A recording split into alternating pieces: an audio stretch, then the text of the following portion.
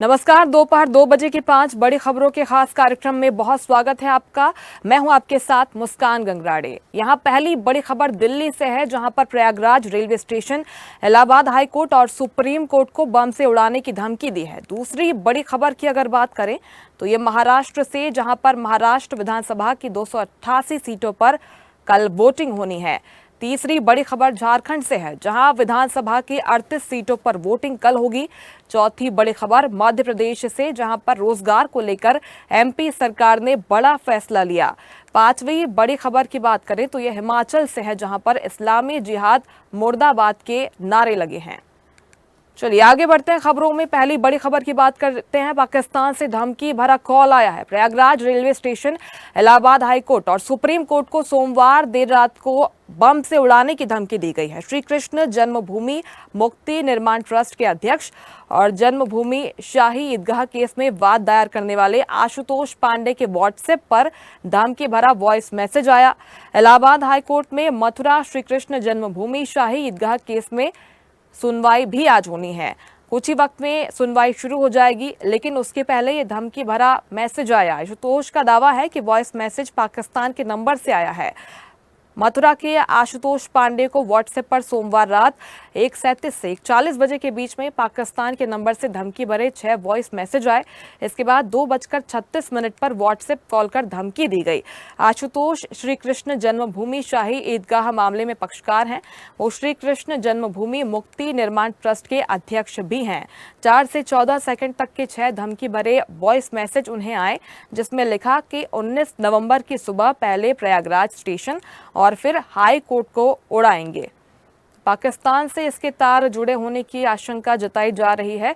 सुनवाई होनी है इलाहाबाद हाई कोर्ट में, और उसके पहले ये धमकी भरे मैसेज, वॉइस मैसेज आना कई तरह के सवाल खड़े कर रहा है। और चलिए इस खबर पर ज्यादा जानकारी लेंगे। दिल्ली संवाददाता तनु बालियान हमारे साथ फोन लाइन पर जुड़ गई हैं। तनु, ये पहला मामला नहीं, इसके पहले भी 8 बार धमकी भरे कॉल मैसेज आशुतोष पांडे को आ चुके हैं। अलग अलग थानों में शिकायतें भी दर्ज की गई हैं। एक बार ठीक सुनवाई के पहले इस तरह की धमकी आना, कई तरह के सवाल यहाँ पर खड़े हो रहे हैं, और इस बार तार सीधे पाकिस्तान से जुड़ते हुए दिखाई दे रहे हैं। बिल्कुल मुस्कान, देखिए हाल फिलहाल की अगर बात करें तो कई ऐसे मामले सामने आए हैं जबकि ये जो धमकी भरे जो ईमेल्स हैं, जो कॉल्स हैं, इस तरीके की खबरें हम लगातार देख रहे हैं। चाहे फ्लाइट्स के मामले क्यों ना हो या फिर स्कूल्स के मामले हो, हमने देखा है दिल्ली में, एनसीआर में इस तरीके की जो हॉक्स कॉल है वो आती रहती है। लेकिन आज देखिए ये अब जो ये धमकी भरे ये जो मामले सामने आ रहे हैं, अब ये तूल पकड़ते जा रहे हैं।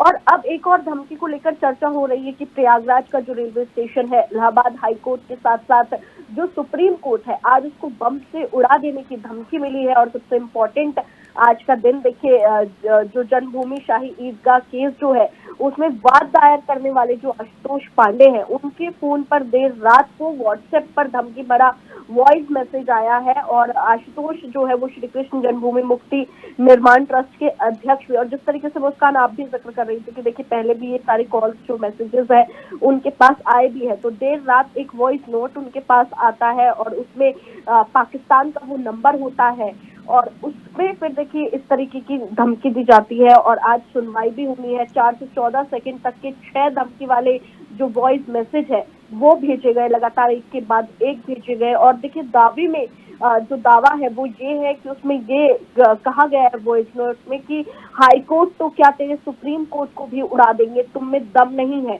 तुझे 19 नवंबर को बताएंगे। और देखिए 19 नवंबर का दिन जब बहुत इंपॉर्टेंट हो जाता है, आज हियरिंग भी है, ऐसे में इस तरीके की कॉल्स, हालांकि जांच जो है वो लगातार जारी। हमने देखा था कि जब फ्लाइट्स में बम होने की धमकी मिली थी तब भी जांच की जा रही थी।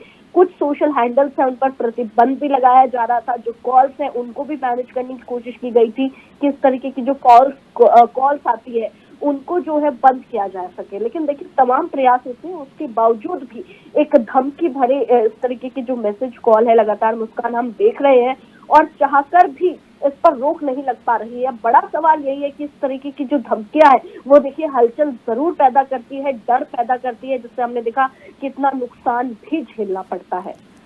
बिल्कुल, डर का माहौल इस धमकी के बाद हो गया है और ये संदेह भी, ये भी सवाल खड़े हो रहे हैं कि एक के बाद एक 8 ऐसे धमकी भरे कॉल मैसेज आते हैं। सुरक्षा एजेंसियां फिर भी अभी तक कोई इनपुट यहां पर उन्हें नहीं मिल पाता है। इसी को लेकर भी सवाल खड़े होते हैं। तनु, बहुत शुक्रिया फिलहाल जानकारी पहुंचाने के लिए। चलिए आगे बढ़ते हैं। दूसरी बड़ी खबर महाराष्ट्र विधानसभा चुनाव से जुड़ी हुई है। यहाँ की 288 विधानसभा सीटों पर बुधवार को सिंगल फेज में वोटिंग होनी है। शिवसेना और राष्ट्रवादी कांग्रेस पार्टी में टूट के बाद कुल 158 दल चुनावी मैदान में हैं। इनमें 6 बड़ी पार्टियां, 6 बड़े दल भी इसमें शामिल हैं। 2 गठबंधन का हिस्सा बनकर ये चुनाव लड़ रहे हैं। वहीं मतदान के लिए 1 लाख से ज्यादा पोलिंग बूथ तैयार है। तो वहीं वोटिंग के बाद नतीजे 23 नवंबर को आने वाले हैं।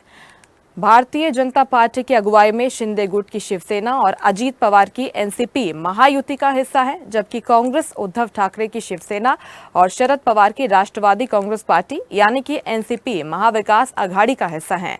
पिछले विधानसभा चुनाव में भाजपा शिवसेना का गठबंधन था, तब भाजपा ने 105 और शिवसेना ने 56 सीटें जीती थी, जबकि कांग्रेस को 44 और एनसीपी को 54 सीटें मिली थी।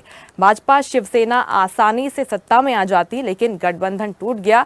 2019 में देखिए चुनाव हुए थे यहाँ पर विधानसभा के, और इसके बाद से पूरे राज्य की जो राजनीति है वो काफी उठापटक इसने देखी है। 3 मुख्यमंत्री बदल गए हैं, 3 नई सरकारें इसने देखी हैं, और एक बार फिर से अब चुनाव होने जा रहे हैं। मतदान को लेकर निर्वाचन आयोग की जहां पर पूरी तैयारियां हैं, तो जो मुख्य दल हैं दोनों ही दलों ने, चाहे महाविकास अघाड़ी की बात करें गठबंधन की या फिर महायुति की बात करें, तो पूरी जोर आजमाइश यहां पर की गई है। 6 बड़ी पार्टियां समेत 158 दल मैदान में हैं और कल यहां पर सिंगल फेज में वोटिंग होनी है। 23 नवंबर को वोटिंग के नतीजे आएंगे।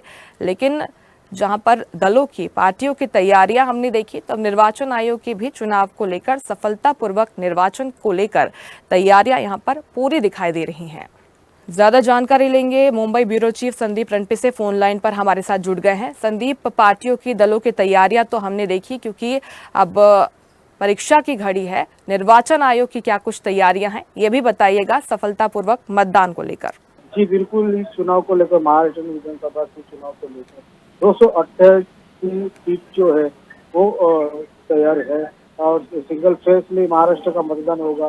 शिवसेना राष्ट्रवादी कांग्रेस के पार्टी के टूटने के बाद जो कुल 158 दल जो चुनाव मैदान में है, इससे 6 बड़ी पार्टियां 2 गुटों में होगा। शिवसेना राष्ट्रवादी हो और ये बढ़ चुकी है, और एक जो शिवसेना है वो तो पार्टी जो है बीजेपी के साथ जुड़ी है, और एक जो शिवसेना है वो महाविकास आघाड़ी कांग्रेस और एनसीपी के साथ जुड़ी है। एनसीपी की जो पार्टी है वो बीजेपी और शिवसेना के साथ जुड़ी है। इसके चलते जो है ये पहला चुनाव है जो बहुत ही अहम माना जाता है। इस कड़ी लोकसभा चुनाव को लेकर जो है जो पहली कड़ी थी वो, उस कड़ी में जो है वो महाराष्ट्र में कांग्रेस अव्वल रहा है और बीजेपी थोड़ी पीछे पड़ी थी। अब ये चुनाव में जो है अब लोग अलग अलग चुनाव के चलते जो है लाडली बहन योजना हो या किसान का जो भुगतान, लाइट बिल का भुगतान जो हो, वो चुनाव को लेकर जो है वो मुद्दे जो है वो सामने लाए दे रहे हैं। और इसके चलते जो है और भी कई मुद्दे जो है महाराष्ट्र में मराठा आरक्षण हो, मुस्लिम आरक्षण हो, ये मुद्दे जो है वो पीछे छोड़ दिए गए हैं। और महाराष्ट्र में जो बड़ा मुद्दा जो है वो मराठा आरक्षण का है। अभी तक किसी भी पार्टी ने मराठा आरक्षण को लेकर जो है ये चुनाव का ये रुख देखा नहीं गया। सभी चुनाव पार्टियां अपनी अपनी रैली हर एक का प्रचार कर रही है, लाडली बहन योजना की, और हर एक योजना के बड़े बड़े दिग्गज नेता जो है वो महाराष्ट्र में जुड़ते थे। अभी कल ही देखना पड़ेगा कि लोगों का रुख जो है महाविकास आघाड़ी की तरफ है या महायुति की तरफ। बिल्कुल, बीते दिनों जब प्रचार का दौर हमने देखा तो बड़े बड़े दिग्गज महाराष्ट्र में प्रचार के लिए पहुंचे। चाहे महाविकास अघाड़ी की बात करें संदीप, चाहे बात करें महायुति की, तो यहाँ पर जमकर बयानबाजी भी हुई। चाहे एक रहेंगे सेफ रहेंगे किनारे की बात करें, बटेंगे तो कटेंगे की नारे की बात करें, यानी कि राजनीतिक खींचतान भी काफी महाराष्ट्र में इस दौरान देखी गई है और कल इसका असर जनता दिखा देगी। जी बिल्कुल, पहला चुनाव जो है बीजेपी की ओर से जो है पहले कहा गया था, तो बटेंगे तो कटेंगे का नारा दिया था। इसके बाद जो है एक है तो सिर्फ है का नारा दिया था। इसके चलते जो है राहुल गांधी ने भी पलटवार करके कुछ अडानी की फोटो दिखाई दी थी। उन्होंने धारावी को लेकर जो है वो मुद्दा सामने लाया था कि महाराष्ट्र की जो व्यवसाय है वो अडानी को दिए गए, जो भी कॉन्ट्रैक्ट जो है वो अडानी को देकर एक है तो शेष है, और मोदी और अडानी को जो उनकी फ्रेंडशिप है वो दिखाने की कोशिश की है। महाराष्ट्र को बेचने के लिए जो है वो मोदी जी जो है वो प्रयत्न कर रहे हैं। महाराष्ट्र जितने भी व्यवसाय है वो गुजरात को देने की बात जो है वो की गई है। और दूसरी बात जो है कुल मिलाकर ये भी कहा था कि वोट जिहाद के चलते और धर्म युद्ध के चलते जो है वो भी घमासान दोनों पार्टियों में दिखाई दे रहा है। बिल्कुल, एक राजनीतिक घमासान हर दल की तरफ से यहाँ पर दिखाई दिया और अब कल वोटिंग होनी है। 23 नवंबर को आने वाले परिणाम ही दिखाएंगे कि इस सब का असर जनता पर कितना पड़ा है। शुक्रिया संदीप जानकारी पहुंचाने के लिए आपका। और अगली बड़ी खबर का रुख करते हैं। झारखंड विधानसभा चुनाव से जुड़ी हुई है। चुनाव के आखिरी और सेकंड फेज में कल यानी कि 12 जिलों की 38 सीटों पर वोटिंग होनी है। इसमें 1,23,00,000 वोटर्स शामिल होंगे। सेकंड फेज की 38 में से 18 सीटें संथाल, 18 सीटें उत्तरी छोटा नागपुर और 2 सीटें रांची जिले की हैं। चुनाव आयोग के मुताबिक दूसरे फेज में 528 कैंडिडेट्स मैदान में हैं। इनमें से 55 महिला उम्मीदवार हैं, 127 करोड़पति हैं, जबकि 148 उम्मीदवारों पर क्रिमिनल केस दर्ज हैं। इसी फेज में सीएम हेमंत सोरेन, उनकी पत्नी कल्पना सोरेन, पूर्व सीएम बाबूलाल मरांडी और विपक्ष के नेता अमर बावरी की किस्मत भी दांव पर लगी हुई है। चुनाव वे लड़ रहे हैं। नतीजे 23 नवंबर को आएंगे। 2019 विधानसभा चुनाव में जेएमएम यानी कि झारखंड मुक्ति मोर्चा ने सबसे ज्यादा 29 और बीजेपी ने 25 सीटें जीती थी। कांग्रेस 18 और राजद ने 1 सीटें जीती थी। जेएमएम, कांग्रेस और राजद ने मिलकर सरकार बनाई थी और अब एक बार फिर से यहां पर चुनाव होने जा रहे हैं। सेकेंड फेज में 38 प्रमुख सीटों पर कल वोटिंग होगी और नतीजे 23 नवंबर को आएंगे। खबर पर ज्यादा जानकारी लेंगे। ब्यूरो चीफ झारखंड प्रमोद पासवान हमारे साथ जुड़ गए हैं। प्रमोद, सेकेंड फेज की प्रमुख 38 सीटों पर कल वोटिंग होनी है। किन किन दिग्गजों की किस्मत कल दांव पर लगी हुई है? निर्वाचन आयोग की क्या कुछ तैयारियां हैं? बताइएगा विस्तार से पूरी जानकारी। मुस्कान, 14,218 बूथों पर कल मतदान होना है। 38 विधानसभा सीटों का जो दूसरे फेज में मतदान है वो उसके लेकर राज्य प्रशासन आयोग ने काफी तैयारी कर ली है। मुख्य निर्वाचन पदाधिकारी के रवि ने सभी जगह पर 38 विधानसभा सीटों पर सुरक्षा के पुख्ता इंतजाम किए हैं और ईवीएम मशीन लेकर सभी मतदान कर्मी जो है रवाना हो चुके हैं। और इस सेकेंड जो दूसरे चरण का मतदान होने वाले हैं इसमें झारखंड के मुख्यमंत्री हेमंत सोरेन बरहेट से चुनाव लड़ रहे हैं, उनके भाई दुमका से चुनाव लड़ रहे हैं, बसंत सोरेन चुनाव लड़ रहे हैं, उनके पत्नी गांडे से चुनाव लड़ रही है। गांडे विधानसभा से उपचुनाव में चुनाव जीती थी वहां से, उसके बाद अब इस बार भी चुनाव मैदान में है, गांडे से विधानसभा चुनाव लड़ रही है। तो ये और नेता प्रतिपक्ष के बारी अमर बौरी जो है वो चंदन कैरी से चुनाव लड़ रहे हैं, पूर्व मंत्री। तो देखा जाए तो इस बार दूसरे चरण में मतदान होने वाले काफी अहम है, ताकि यही मतदान जो है यही और फेज जो चुनाव है जो झारखंड में सरकार बनने का रणनीति बनाने का काम कर रही है। क्योंकि 43 विधानसभा सीटों पर जिस तरह से मतदान 13 नवंबर को हुए थे उसको लेकर के इंडिया गठबंधन भी काफी खुश नजर आ रही थी कि मेरे अच्छी बढ़त है 64% सरकार बन सकती है। उधर एनडीए भी इस मामले को लेकर के काफी खुशी नजर आ रहा था कि वोटों के प्रतिशत में बढ़ोतरी हुई और जनता जो है घुसपैठ के खिलाफ खुलकर मतदान किया है।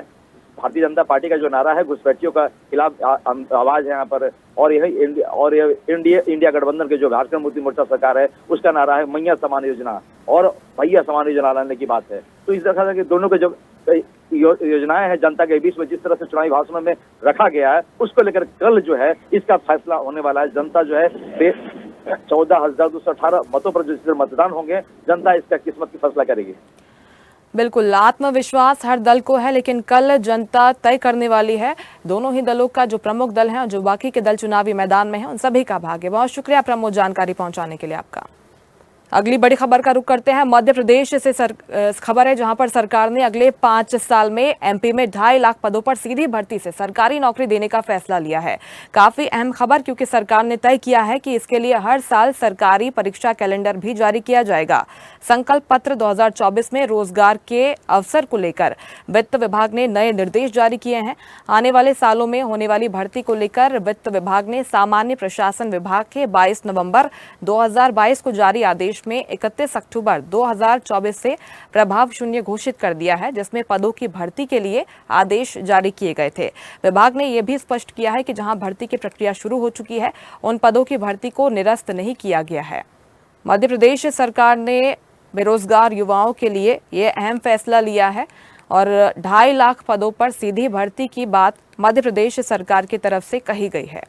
चलिए इस खबर पर ज्यादा जानकारी लेंगे। News head digital Anirudh Sonone हमारे साथ लाइव जुड़ गए हैं भोपाल से। अनिरुद्ध जी, मध्य प्रदेश सरकार ने ये बड़ा फैसला लिया है, 2.5 लाख पदों पर सीधी भर्ती की बात कही जा रही है। यहाँ पर नए सर्कुलर की बात भी कही जा रही है। क्या कुछ फॉर्मूला सरकार की तरफ से तय किया गया है? प्रोसेस क्या होगा इन भर्ती का? देखिए, मध्य प्रदेश सरकार पर लगातार बेरोजगारी बढ़ने और रोजगार नहीं देने के आरोप लग रहे थे। हालांकि सरकार चलिए, संपर्क टूट गया है, उनसे फिर से जुड़ने की कोशिश करेंगे। लेकिन अहम खबर है, अगर रोजगार की दिशा में देखें तो मध्य प्रदेश सरकार लगातार काम कर रही है और इसी क्रम में 5 साल में 2.5 लाख पदों पर सीधी भर्ती की बात अब मध्य प्रदेश सरकार कह रही है और भर्ती का ये नया फॉर्मूला लाया गया है। 5% पद ही सीधी भर्ती से भरे जाने का इसके पहले आदेश जारी हुआ था, जो कि फिलहाल निरस्त कर दिया गया है। अब एक नए सिरे से फॉर्मूला तैयार किया गया है, जिसमें 2.5 लाख पदों पर सीधी भर्ती की बात सरकार की तरफ से कही जा रही है। तो जहां पर बेरोजगारी को लेकर तमाम सवाल उठाए जा रहे थे, युवा लगातार प्रदर्शन कर रहे थे और सरकारी नौकरी में भर्ती की मांगे लगातार की जा रही थी, तो वहीं एक अहम फैसला इस दिशा में कह सकते हैं मध्य प्रदेश सरकार की तरफ से आया है, क्योंकि अब नए सिरे से फॉर्मूला तय करके सीधी भर्ती की जाएगी। पहले जो 5% पद ही सीधी भर्ती करने का आदेश था, उसे अब सरकार ने निरस्त कर दिया है। अब 5 साल में 2.5 लाख पदों पर सरकारी नौकरी में सीधी भर्ती की बात एमपी सरकार की तरफ से कही जा रही है। तो इसके पहले आपको बता दें कि रोजगार संकल्प पत्र 2024 के तहत अब भर्ती की तैयारी है, लेकिन जो पहले आदेश हुआ था 5% पद ही भरे जाने का, उसे अब निरस्त कर दिया गया है। बेरोजगारी की दिशा में जैसे पहले भी वादा किया था मध्य प्रदेश सरकार ने कि काम किए जाएंगे, निवेश की दिशा में जहां पर काम किए जा रहे हैं, इन्वेस्टर समिट का यहां पर आयोजन किया जा रहा है। इसी क्रम में सरकारी नौकरी में भर्तियों को लेकर ये बड़ा फैसला सामने आया है। तो ग्लोबल इन्वेस्टर्स समिट के माध्यम से, रीजनल इन्वेस्टर्स समिट के माध्यम से मध्य प्रदेश सरकार जहां पर रोजगार का सृजन कर रही है, जहां पर इंफ्रास्ट्रक्चर को, इंडस्ट्रीज को बढ़ावा दिया जा रहा है, तो इसी क्रम में अगर सरकारी नौकरियों की बात करें तो ये नया फॉर्मूला एमपी सरकार लेकर आई है। सीधे रुख करते हैं, अनिरुद्ध सोनोने हमारे साथ जुड़ गए हैं फोन लाइन पर। अनिरुद्ध, एक नया फॉर्मूला लेकर आई है रोजगार की दिशा में मध्य प्रदेश सरकार, क्या कुछ इसका प्रोसेस होगा? कैसे 5 साल में 2.5 लाख पदों पर सीधी भर्ती होगी? देखिए, मध्य प्रदेश सरकार बड़ा फैसला करने जा रही है। इसमें जो भर्ती होगी वो 2.5 लाख पदों पे अगले 5 सालों में भर्ती होगी और मध्य प्रदेश सरकार ने जो बेरोजगारी के लगातार उस पर आरोप लग रहे थे, उससे बचने के लिए ये पूरी कवायद की है और अगले 5 सालों में 2.5 लाख पदों पर सीधी भर्ती होगी। सरकार ने इसके लिए परीक्षा का कैलेंडर भी जारी किया है। संकल्प पत्र 2014 में जब भारतीय जनता पार्टी मध्य प्रदेश में चुनाव लड़ रही थी, उस वक्त वित्त विभाग से निर्देश जारी हुए थे और संकल्प पत्र में भी पार्टी ने इसको शामिल किया था। तो आने वाले सालों में वित्त विभाग ने सामान्य प्रशासन विभाग को 22 नवंबर 2022 को जो आदेश जारी था उसको शून्य घोषित किया है, क्योंकि इसमें 5% पद ही सीधी भर्ती पे भरने का आदेश था। इसलिए अब आने वाले समय में 5 लाख में 2.5 लाख पदों पे भर्ती होगी और सरकार चाहेगी कि ज्यादा से ज्यादा लोग युवा नौकरी करें। लगातार इसको लेकर मांग की जा रही थी और संभवतः अब मांगे मान ली गई हैं। शुक्रिया आपका अनिरुद्ध जानकारी पहुंचाने के लिए। और इसी के साथ बुलेटिन में फिलहाल इतना ही। देश प्रदेश की तमाम बड़ी खबरों के लिए देखते रहिए स्वदेश न्यूज, सबसे पहले देश।